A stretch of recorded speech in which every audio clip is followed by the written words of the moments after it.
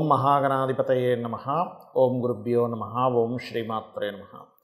పరమేశ్వర స్వరూపమైనటువంటి జ్యోతిష, వాస్తు మరియు ఇతర అనేకమైనటువంటి శాస్త్రములను మనకు అందించినటువంటి మహర్షులకి నమస్కారం. హయగ్రీవ హయగ్రీవ హయగ్రీవేతి యో వదేత్ తస్య నిస్సరసేవాని జన్మకన్యా ప్రవాహవత్. అరుణాం కరుణాతరంగితాక్షీం ధృతపాశాంకుశపుష్పబాణచాపాం అనిమాదివిరావృతాం మయూకైః అహమిత్యేవ విభావయే భవానీ.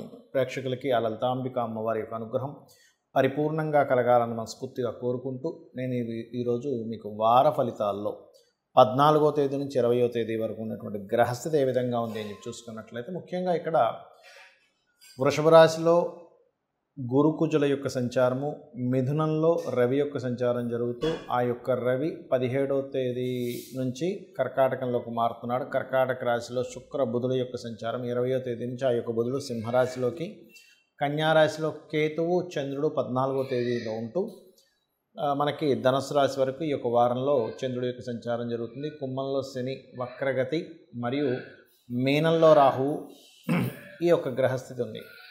అయితే ఈ యొక్క గ్రహస్థితి రీత్యా ద్వాదశ లగ్నాల వారికి మరియు లగ్నం తెలియని వారు, రాశి వారికి, అసలు జాతకమే తెలియదు అనుకునేటువంటి వారికి మీరు పడుతున్నటువంటి ఇబ్బందికి తగ్గట్టుగా ఏ పరిహారం చేసుకోవాలనేటువంటి విషయం కూడా నేను మీకు ఆఖరిలో చెప్తాను. సో వీడియో ఆఖరి వరకు చూడండి.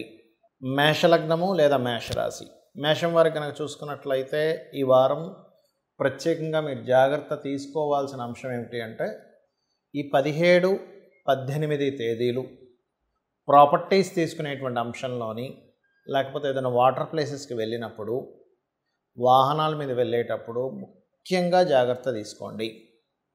మరి అదేవిధంగా మనకి 14, 15, 16 తేదీలు ముఖ్యంగా చూసుకున్నట్లయితే ఈ 3 రోజులు మాత్రం మీకు మీ యొక్క జీవిత భాగస్వామి పేరు మీద లేదా మీ జీవిత భాగస్వామికి ఏదైనా ఉద్యోగ అవకాశాలు రావడానికి చాలా అనుకూలంగా ఉంది. పార్ట్నర్షిప్లో మీరు ఏదైనా వాహనంగా ఏదైనా తీసుకునేటువంటి యోగం చూపిస్తుంది. అదేవిధంగా 19, 20 తేదీలు కనుక చూసుకున్నట్లయితే మీకు ఈ వారంలో ఇది కొంచెం ఏదైనా వివాహ సంబంధించినటువంటి విషయాలు మాట్లాడడానికి లేదా పార్ట్నర్షిప్స్ రిలేటెడ్ సంబంధించిన మాట్లాడడానికి మాత్రం సరైనటువంటి సమయం కాదు. ధనస్థానంలో 2 గ్రహాలు ఉన్నందుకు ఫైనాన్షియల్ గ్రోత్ పెరుగుతుంది, అందులో ఎటువంటి సందేహం లేదు. సొంతంగా ఏదైనా అంటే మీ అంతటా మీరు ఓన్గా ఏదైనా బిజినెస్ కానీ లేకపోతే ప్రాపర్టీ రిలేటెడ్ సంబంధించిన కానీ సంపాదించుకోవడానికి ప్రయత్నం ఫలించేటువంటి సమయం.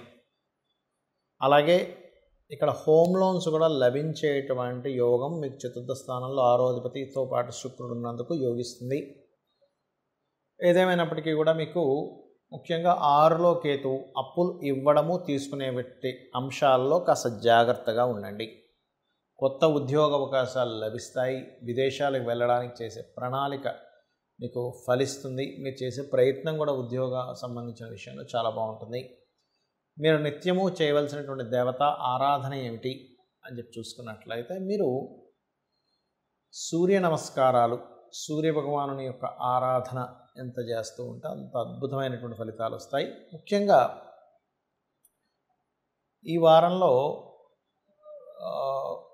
ఈ మొదటి రోజు అంటే 14వ తేదీ మధ్యాహ్నం వరకు మాత్రం పర్టికులర్గా ఎక్కడికైనా ప్రయాణం చేసేటప్పుడు కాస్త జాగ్రత్తగా ఉండండి.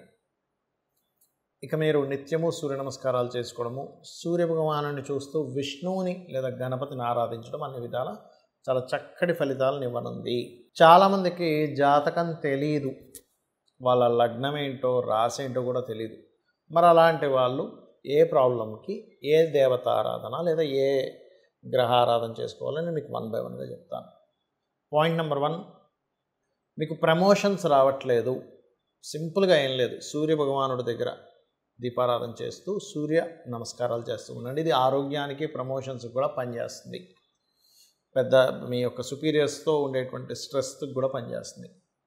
అలా కాకుండా మానసికమైన ఇబ్బందులు ఎక్కువగా ఉన్నాయి, అభిషేకం చేయండి శివునికి. చంద్రగ్రహం దగ్గర దీపారాధన చేసుకోండి. గోవుకి ఏదైనా మీరు ముల్లంగి లేదా కీరా లాంటి పదార్థం తినిపిస్తూ నిత్యము మెడిటేషన్ చేయండి. ఓం మనస్వినియే నమః అనే నామస్మరణ చేయండి. లలితా సహస్రనామాల్లో అద్భుతంగా పనిచేస్తుంది మీకు ఇది. అయితే మొదటి దానికి మీరు ఇందాక చెప్పాను ఇది ప్రమోషన్స్ కోసం, దానికి ఏ మంత్రము అంటే ఓం మాణిక్యమకుటాకార జానుద్వై విరాజితాయే నమః. లేదా బిజినెస్లో ఇంప్రూవ్మెంట్స్ కావాలి అని అనుకునేటువంటి వారు బుధగ్రహం దగ్గర దీపారాధన చేస్తూ ఓం ఇంద్రగోప పరిక్షిప్త స్మరతూనా భజంగికాయే నమః అనేటువంటి నామస్మరణ చేయండి. లేదండి నాకు ప్రతిదీ గొడవ అవుతూనే ఉంది, ప్రతి చిన్న విషయానికి మాకు గొడవలు అవుతూనే ఉన్నాయి అనుకునేటువంటి వారు సింపుల్గా ఏం లేదు, మీ కుజగ్రహం ఎక్కడో పాడైంది కాబట్టి కుజగ్రహం దగ్గర దీపారాధన చేస్తూ, కుజ బుధ 2 గ్రహాల దగ్గర దీపారాధన చేస్తూ చక్కగా సూర్య భగవాను చూస్తూ, అది మీ రిలేషన్స్లో ఎవరితో ఇబ్బంది వస్తున్నా, మిస్కమ్యూనికేషన్స్ వస్తున్నా సూర్యుడిని చూస్తూ మీరు ఓం మిత్రాయ నమః అనే నామస్మరణ చేయండి. అలా కాదండి గురుబలం లేదంటున్నారు, నాకు గురుగ్రహం పాడైంది అంటున్నారు, మరియు గురుగ్రహం బలం పెంచుకోవాలంటే ఏం చేయాలంటే ఈ యొక్క నవరాత్రుల్లో అమ్మవారికి గంధముతో అభిషేకం చేయడం, గంధముతో పూజ చేయడం చేయండి. గంధముతో కలిపినటువంటి గంధపు నీటితో శివునికి అభిషేకం చేసిన, దక్షిణామూర్తి ఆరాధన చేస్తున్న, గురుగ్రహం దగ్గర దీపారాధన చేయడము, మరియు గోవుకి ముఖ్యంగా అరటికాయలు గనక తినిపించినట్లయితే ఖచ్చితంగా మీకు గురుబలం పెరిగి తీరుతుంది. దానివల్ల దైవానుగ్రహం ఉంటుంది గురుబలం ఎప్పుడైతే పెరుగుతుందో. అదేవిధంగా శుక్రుడు పాడయ్యాడు మీ జన్మజాతకంలో అంటే సర్వసాధారణంగా దీనివల్ల ఏమిటి ఇబ్బంది అంటే వివాహ సంబంధించినటువంటి విషయాల్లో ఇబ్బంది వస్తుంది, లేదా ఫైనాన్షియల్గా చాలా ఇబ్బంది పడుతున్నాము అన్నప్పుడు శుక్రుడు పాడవుతుంది. అలా కాదు ఫైనాన్స్ కాకుండా అప్పులు ఎక్కువ అవుతున్నాయి అన్నప్పుడు కుజబుధులు పాడవుతారు. అలాంటప్పుడు ఓం సంపత్కరై సమారూఢ సింధుర వ్రజ సేవితాయ నమః అనే నామస్మరణ చేయండి. మరియు పర్టికులర్గా ఈ శుక్రగ్రహానికి సంబంధించినటువంటి అంటే శుక్రగ్రహానికి దీపారాధన చేయడము, అమ్మవారి ఆలయాలకు వెళ్తుండడం చేస్తూ ఉండండి. లేదా అప్పుల పాలు ఎక్కువగా అవుతున్నాం అన్నప్పుడు ఓం అపర్ణాయే నమః చేయండి. రోగాలు ఎక్కువగా వస్తున్నాయి, బాగా హెల్త్ ఇష్యూస్ వస్తున్నాయి అన్నప్పుడు సింపుల్గా ఒకటే గుర్తుపెట్టుకోండి, బాగా హెల్త్ రిలేటెడ్ సంబంధించిన ఇబ్బంది ఉంది అన్నప్పుడు మీరు చేయవలసింది ఏమిటి అంటే ఒకటే గుర్తుపెట్టుకోండి, శనివారం నాడు గోవుకి బెల్లం తినిపించండి. ఈ శనికి సంబంధించిన దోషం ఉంది, ఈ శని భగవానుడు మీ జన్మజాతకంలో బలంగా లేడు అన్నప్పుడు ఒకటే గుర్తుపెట్టుకోవాలి, మీరు పూర్వజన్మల్లో ఏదో తప్పిదం చేసి ఉంటారు, అందుకే శని యొక్క బలం తక్కువగా ఉంది. అలాంటప్పుడు మీరు లలితా సహస్రనామాల్లో ఓం శ్రీమాత శ్రీ మహారాజ్ని శ్రీమత్ సింహాసనేశ్వరి, లేదు శనికి సంబంధించిన దోషాలు అధికంగా వస్తున్నాయని మీరు ఫీల్ అవుతున్నట్లయితే ఓం అనాకలిత సాదృశ్య చుబుకశ్రీ విరాజితాయై నమః అనే నామస్మరణ చేయండి. అన్ని విధాలు బాగుంటుంది. రాహుగ్రహ సంబంధించిన దోషాలు పోవాలి అంటే దానికి ఏమిటి అసలు ఏం జరుగుతుంది, రాహుగ్రహానికి సంబంధించిన దోషాలు ఉన్నప్పుడు అంటే భయం పెరుగుతూ ఉంటుంది, ఫ్రాడ్స్ జరుగుతూ ఉంటాయి, హ్యాకింగ్స్ జరుగుతూ ఉంటాయి, ఎక్కువ ఫ్రాడ్స్కి గురవుతున్నాము, ఎక్కువ హ్యాకింగ్స్కి గురవుతున్నాము, ఎక్కువ మోసపోతున్నాము అన్నప్పుడు దుర్గా అమ్మవారి యొక్క స్తోత్ర పఠనం చేస్తూ రాహుకేతువుల దగ్గర దీపారాధన చేయండి. అన్ని విధాలు బాగుంటుంది. అలాగే ఒక్కొక్కసారి ఏమవుతుందంటే చిత్ర విచిత్రమైనటువంటి ప్రవర్తన పిల్లల్లో మనకు కనబడుతూ ఉంటుంది. బికాజ్ ఆఫ్ చిత్ర విచిత్రానికి కారకుడైన కేతువు యొక్క ప్రభావం ఒక్కోసారి వైరాగ్యంలోకి వెళ్ళిపోతూ ఉంటాం. ఇంకా నేనేమీ చేయలేను, నా యొక్క మానసిక స్థితి శారీరక స్థితి పాడైపోయింది అనేటువంటి దీంట్లోకి వెళ్ళిపోతూ ఉంటాం. అటువంటి సమయంలో మీరు చేయవలసింది ఏమిటి అంటే సింపుల్గా ఒకటే గుర్తుపెట్టుకోండి, మీరు పర్టికులర్గా ఏదైతే మీరు అనుకుంటారో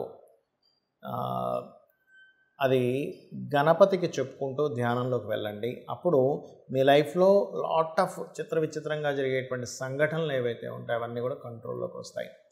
ఇలా ఏంటంటే చాలా సింపుల్గా జాతచక్రం ఎలాగో ఉంది ఏమైపోతుందో అనేటువంటి భయపడకుండా చాలా సింపుల్గా ఒకటే గుర్తుపెట్టుకోండి, నేను ఈ యొక్క నామస్మరణ చేస్తున్నాను కాబట్టి నన్ను అమ్మవారు రక్షిస్తుంది, లేదా ఏ దేవత ఆరాధన చేస్తున్నామో ఆ దేవత నన్ను రక్షిస్తుంది, ఖచ్చితంగా రక్షించి తీరుతుంది అనేటువంటి బలమైనటువంటి నమ్మకంతో. ఎందుకంటే జాతకం ఎలా ఉన్నా వాస్తు సంబంధించింది ఎలా ఉన్నా మీరు భగవంతుని కనుక పట్టుకోగలిగితే త్రికరణ శుద్ధిగా ఖచ్చితంగా ఆ యొక్క అమ్మవారు మిమ్మల్ని కాపాడి తీరుతుంది. శ్రీమాత్రే నమః.